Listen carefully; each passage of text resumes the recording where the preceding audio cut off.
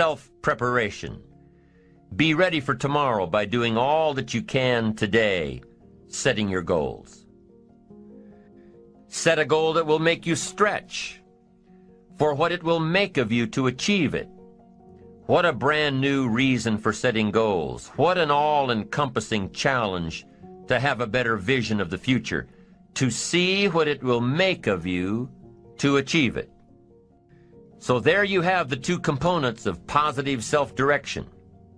Number one, self-knowledge, knowing who you are and what you want to do with your life.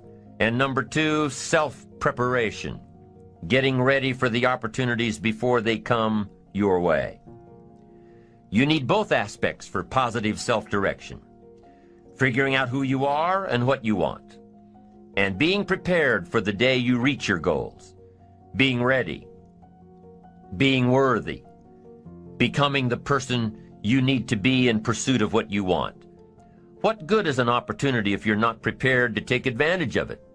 It's no good. Won't do a thing for you. Be prepared. Self-preparation.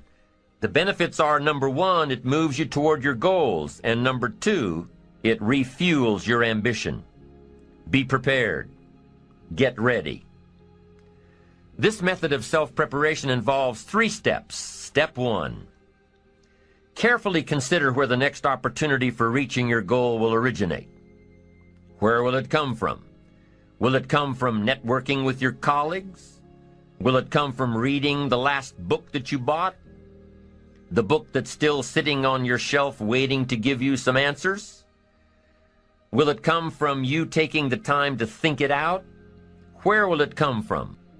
The next opportunity that will push you forward. If you don't know, here's what you have to do. For each major goal of yours, the top priorities on your list, for each of these, take out a separate piece of paper, one single sheet per major goal, write down your goal at the top, and start listing all reasonable resources.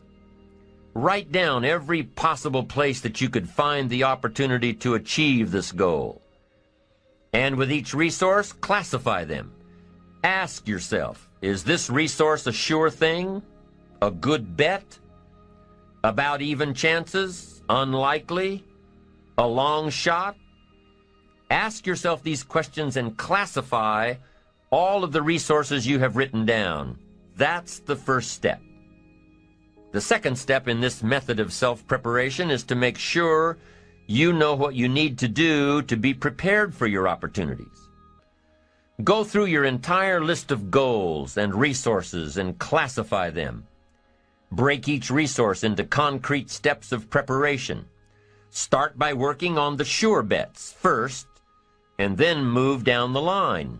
The long shots will come through every so often, but start with the resources that will serve you best now. Get ready for the opportunities before they come your way. Step 3 in the self-preparation method is to do all you can to make each opportunity more likely to happen. After you've determined what you have to do to get ready, to be prepared, after you've determined this, see what you can do to expedite the process. What can you do to increase the likelihood of this opportunity? Go over it and over it and over it. Use these 3 methods again and again as you assess where you are now and where you have to go next to keep moving toward the achievements that are most important to you. Step 1, consider your resources. Step 2, determine what you have to do to get ready. Step 3, expedite the opportunities. And by the way, this method of self-preparation works wherever you are in your journey, whether you're close to your goals or whether you're just starting your journey of self-direction. This method works. Have working knowledge to draw from. Continually work on yourself in preparation of where you want to be. Build a reservoir of thoughts and ideas and philosophies and experiences that are your own. Build, grow, change, get ready, be prepared. Be prepared for a life worth living. Now here are the 4 ifs that make life worthwhile. Number one, life is worthwhile if you learn. Nothing worse than being stupid. Life is worthwhile if you learn. Learn from your personal experiences. Learn from other people's experiences. Second, life is worthwhile if you try. Now you've got to take what you've learned and see if you can try your hand at it. Someone says, well, you can't try, you have to do. No, you have to try. I put the bar up 2 feet and asked the kids who can jump 2 feet.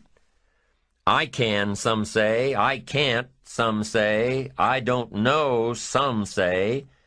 How are you going to know? You don't. You've just got to try. Just back off and run at it. How are you going to know if you don't try? Now, what if you knock the bar down? Does that mean you can't jump 2 feet? No. You have to what? Try it again. Of course, you have to try. Try it another way, but try. Try your hand at it. When the record book on you is finished, let it show your wins and your losses, but don't let the record book show that you didn't try. Next, life is worthwhile if you stay. You've got to learn to stay. Now, you don't have to stay forever. Just stay till you see it through. A guy builds a foundation, and then he wanders off somewhere and builds another foundation. He's got these foundations scattered all across the country. I mean, no walls, no roofs, just a bunch of foundations. Not a good reputation. Stay. You don't have to stay forever. Just stay to finish something. Don't fall into the trap of less than refined sophistication. Stay till it's over. The fourth if that makes life worthwhile: 1 is if you learn, 2 is if you try, 3 is if you stay, and fourth if that makes life worthwhile is if you care. Caring is a unique human experience that is so vital and so powerful and so all-encompassing and so far-reaching. If you care at all, you'll get some results. If you care enough, you can get magnificent results. To lead a life worth living, you've got to learn, you've got to try, you've got to stay, and you've got to care. Taking responsibility for your own life, taking responsibility for whatever happens to you, knowing that you have consciously made the decisions that are now affecting you, knowing that what is happening now, today, is the direct result of your activity, what you did yesterday. Self-reliance is basically counting on yourself. Now, being self-reliant doesn't mean you can't work with others or trust others. Self-reliance means counting on yourself, trusting yourself, being confident with yourself, being responsible to yourself, trusting your own instincts, trusting the conclusions that you have developed from your study of experiences and philosophies, taking the credit that is due you, learning from the mistakes that you have made, being self-reliant. Gestalt psychologists give an example of being self-reliant. They say that you're responsible for getting caught in the rain. They say that by deciding not to carry an umbrella every day, you have made the decision to endure an occasional drenching. Translation: by not being prepared, you make the choice of getting caught in some of life's unpleasant circumstances. Be they rain, failures, economic losses, relationship losses, professional losses, personal losses. By not being prepared, thinking ahead, it's your choice. Now here's the other side of it. By being prepared, you increase your chances of success. You increase the likelihood. By being prepared, you increase your chances of success, of seizing opportunities when they come your way, of being ready within yourself to take advantage of once-in-a-lifetime situations. Some people tend to blame others for their mistakes, blame others for their failures. Somebody says, it's not my fault the report isn't done. So-and-so didn't do their part. Of course it's your fault. It's your report too.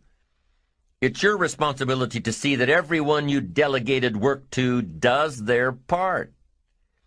Now, you can't control what others around you do, but it's in your own best self-interest, your enlightened self-interest, that you stay on top of things, especially if it's going to affect your future.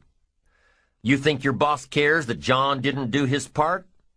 You think he sees John as the bad guy? Of course not. All he sees is that the report isn't done, bottom line. Be responsible for the things that affect you. You can make sure you're more responsible by checking in with those people who are working with you, the people who make up your team. You can be more responsible by saying, "Hey, John, how are you doing with your part? Do you need some help? Can we put somebody else in here to help you finish?" Now, if John consistently doesn't handle his part, you've got to replace John. If he isn't doing his share, you've got to find somebody that will. Or what? It will negatively affect you. You can't wake up in the morning that the project is due hoping and wishing that John has done his part.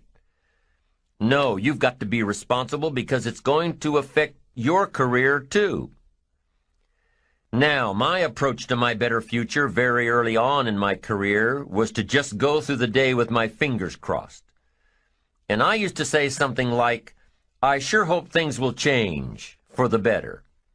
Then here's what I found out. They're not going to change. Somebody says, "Well then, how will my life ever change?" Answer, when you change. When you change, when you get better, it'll get better.